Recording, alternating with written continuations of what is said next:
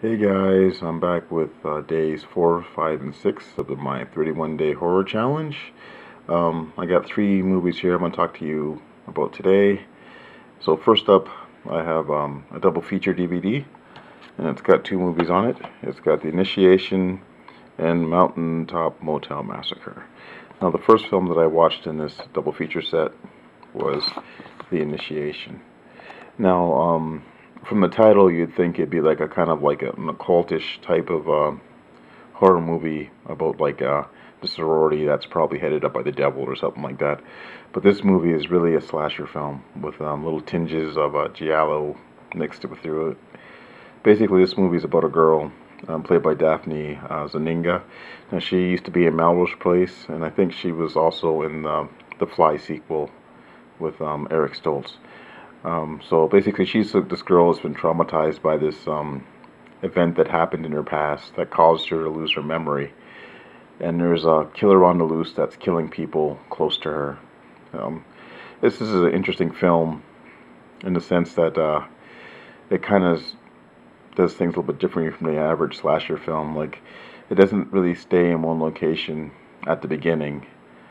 Basically, the whole thing with Initiation is she's pledging a sorority, and her family owns this really big shopping mall, which they actually is named after her family. It's called the Fairchild Building, which you'd think it'd be called the Fairchild Mall. But the building is huge. And in fact, I don't think obviously it really wasn't a mall. It must have been some kind of office building or something. It's got this huge indoor court with the elevators, little fancy one with the glass and stuff like that. So I'm not sure exactly what the building originally was. I wish there were special features so I can hear, like basically I think this film was shot around the locations that they had. Um, Another thing about this film I thought was interesting was they had a little bit of stunt casting in there. The main character's mother is played by Vera Miles, and she was Lillian Crane in the Psycho movies, Part 1 and Part 2. And she's part of this cover-up with the character's past and stuff like that. She also gets top billing, which I thought was kind of interesting, probably because she had a really good agent. Um, so I don't know.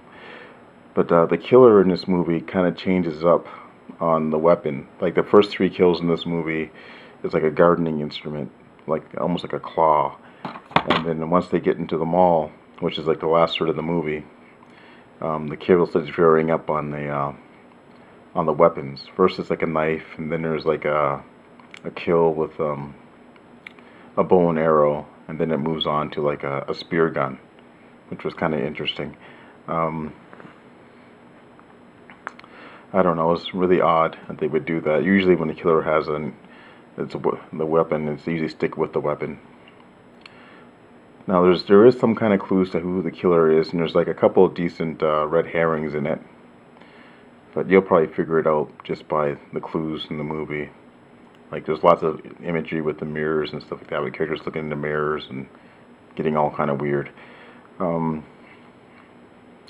I don't know. I enjoyed this one. I remember watching this one like a long time ago, back in the 80s, and never watched it again. So I figured when I got this set, I'd watch this one again.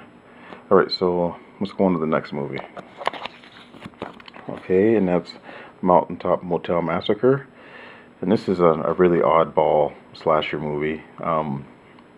It came out back in the mid 80s. I think it was shot in the early 80s and then released later on towards the end of the slasher cycle.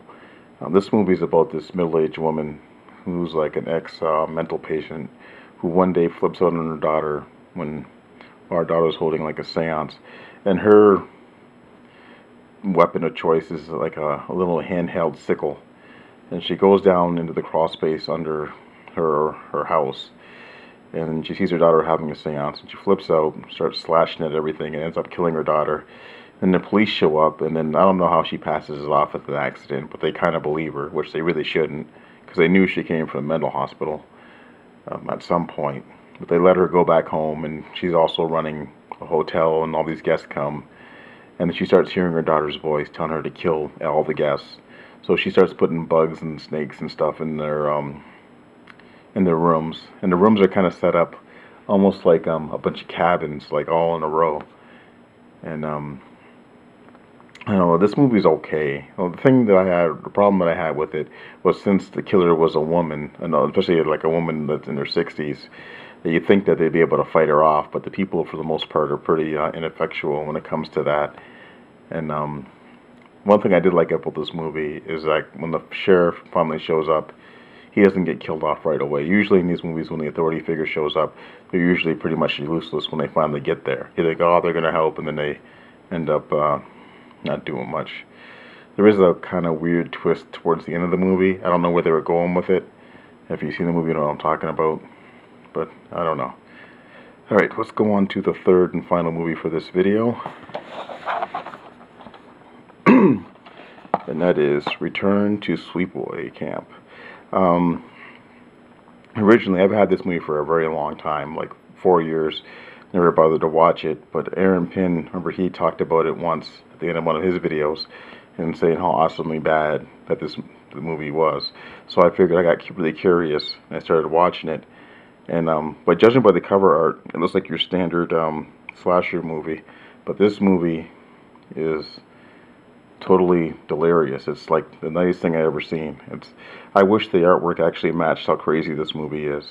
The first shot in this movie is like some kids lighting their farts, and this bully character comes in, and he starts like smacking the kids around, and he tries to light his fart, and I guess it wasn't as big as the flame as the other kids.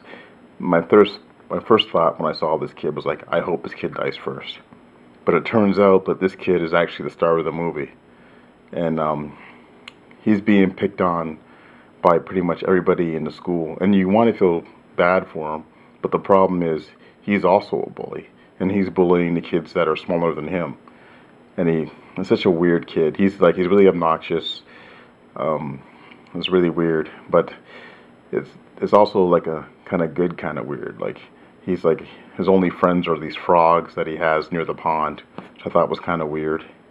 Another thing too, there's like scenes where he gets pelted with eggs and stuff like that, and he never changes his clothes. So throughout the movie he's getting really dirty, but he's not changing his clothes.